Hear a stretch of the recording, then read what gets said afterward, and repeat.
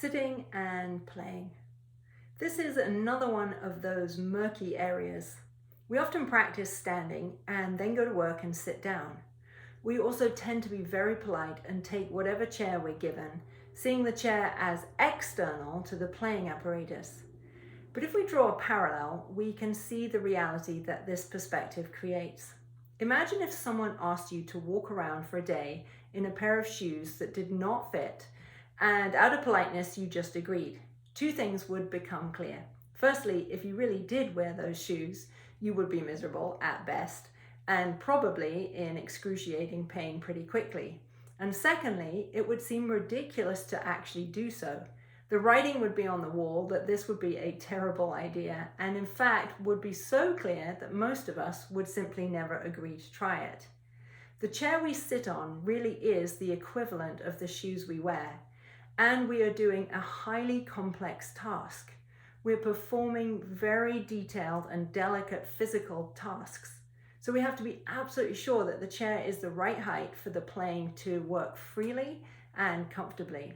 This is a non-compromisable issue, and luckily a pretty simple one to figure out. The classic thing we all find ourselves doing is twisting our legs or our hips around to make space for the bow arm to move, particularly if we play first violin and are often on the E string. We hook a leg under the chair, we swing it around to the side, or maybe we leave them in front and we just twist the spine around to gain a few more inches of space. But none of this is necessary if the chair is the correct height. Seat height has to do with the proportions of our limbs to each other rather than how tall or short we are. The simple rule is that the thighs have to have enough downward slope away from the torso that the upper body can function exactly the same way sitting as standing. Most chairs for most people are too low. The thighs are at 90 degrees or less closer to the torso. This prevents the bow arm from swinging freely because it prevents the body from making all the necessary adjustments over the sit bones. When we sit, the sit bones become the equivalent of the fulcrum of the feet when we're standing. So we have to be perfectly balanced over those bones in order for that fulcrum to fully function and actually calibrate our playing. The feet are basically directly in front of us and also serve as a fulcrum, but not in the major way that they do when we're standing. So how do you find the right height?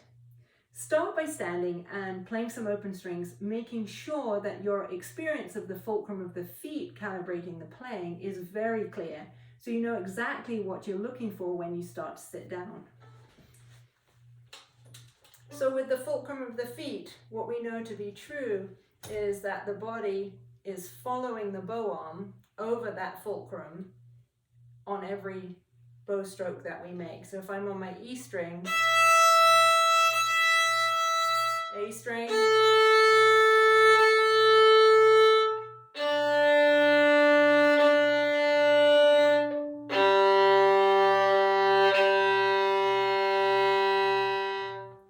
when we come to the chair, this is just a regular orchestral chair, one of those black chairs. You can grab some coffee table books, some hardback books, or these are home gym flooring tiles. They come in a very large sheet from a DIY store, and then you can just cut them into fours. You can put them into a computer bag, a black computer bag, or you can make a bag for them, but these are very easy to get hold of. So once you've got a flat bottom chair, put some books on it and find your seat and start to feel the angle of the thigh away from the torso, the feet directly under it, and where those sit bones actually are. And what I'm looking to find is that same calibration. So if I'm on my E string,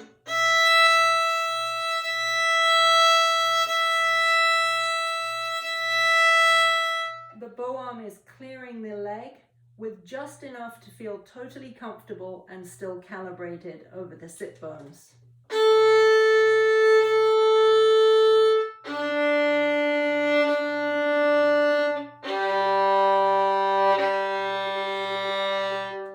It's easy to experiment if you've got books, a pile of books, to try going a little bit lower.